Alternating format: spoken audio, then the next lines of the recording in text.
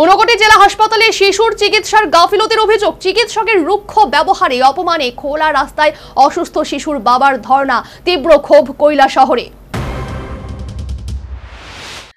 ঊনকোটি জেলা হাসপাতালে চিকিৎসা পরিষেবার চরম গাফিলতির অভিযোগে শুক্রবার উত্তাল হয়ে উঠল গোটা কৈলাসহর।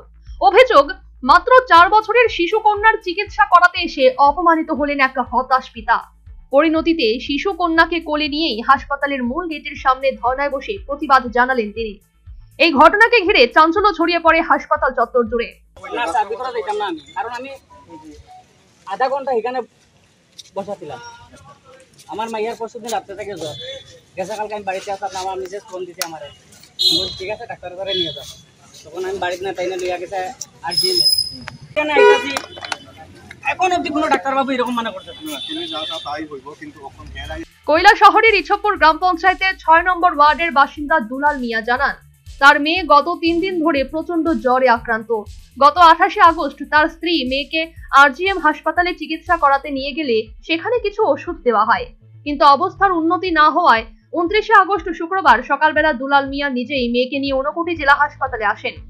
হাসপাতালে এসে তিনি জানতে পারেন শিশু বিশেষজ্ঞ চিকিৎসক গত 1 সপ্তাহ ধরে ছুটিতে রয়েছেন এবং তার বিকল্প কোনো চিকিৎসকের ব্যবস্থা করা হয়নি। এরপর তিনি জরুরি বিভাগে কর্তব্যরত চিকিৎসক ডাক্তার ধ্রুপদ দাসের কাছে যান। অভিযোগ, ডাক্তার ধ্রুপদ দাস রোগী দেখার পরিবর্তে তার সঙ্গে অবাঞ্ছিত এবং অপমানজনক আচরণ করেন। এমন অপমান সহ্য করতে না পেরে শিশু কন্যাকে কোলে নিয়ে হাসপাতালের গেটের সামনে ধর্নায় বসে পড়েন দুলাল মিয়া।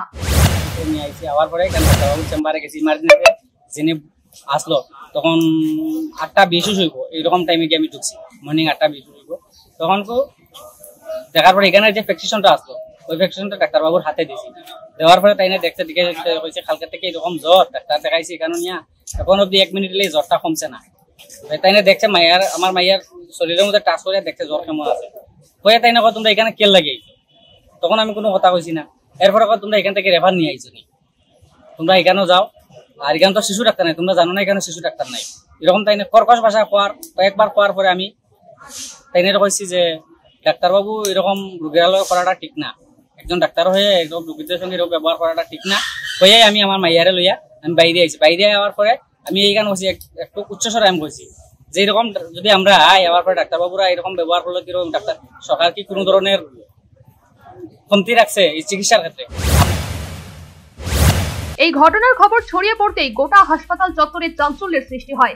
পরিস্থিতি নিয়ন্ত্রণে আনতে কৈলাসহর থানা থেকে পুলিশ বাহিনী ও টিএসআর জওয়ানরা ঘটনাস্থলে এসে উপস্থিত হন। পরে জেলা হাসপাতালের ভারপ্রাপ্ত মেডিকেল সুপারিনটেন্ডেন্ট ঘটনাস্থলে এসে দুলাল মিয়ার সঙ্গে দীর্ঘ আলোচনা করে তাকে নিজের চেম্বারে নিয়ে যান এবং শিশু কন্যাকে দেখে ওষুধ লেখেন। ভারপ্রাপ্ত মেডিকেল সুপারিনটেন্ডেন্ট দুলাল মিয়াকে আশ্বস্ত করে জানান, জরুরি বিভাগে কর্তব্যরত চিকিৎসক ডাক্তার ধ্রুপদ দাসের বিরুদ্ধে লিখিত অভিযোগ দাখিল করলে প্রশাসন যথাযথ ব্যবস্থা গ্রহণ করবে।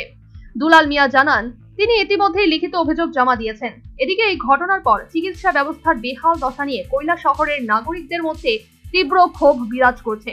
দীর্ঘদিন ধরে শিশু বিশেষজ্ঞ চিকিৎসকের অনুপস্থিতি, বিকল্প চিকিৎসকের ব্যবস্থা না করা এবং অন্যান্য বিভাগের চিকিৎসকদের অনিয়মিত উপস্থিতি নিয়ে প্রশ্ন উঠছে জেলা হাসপাতাল কর্তৃপক্ষের ভূমিকা নিয়ে। উল্লেখযোগ্য যে সম্প্রতি রাজ্যের মন্ত্রী টিঙ্কু রায় ঘটা করে এসএনসিও পরিষেবার উদ্বোধন করলেও বাস্তব পরিস্থিতি চরম হতাশাজনক।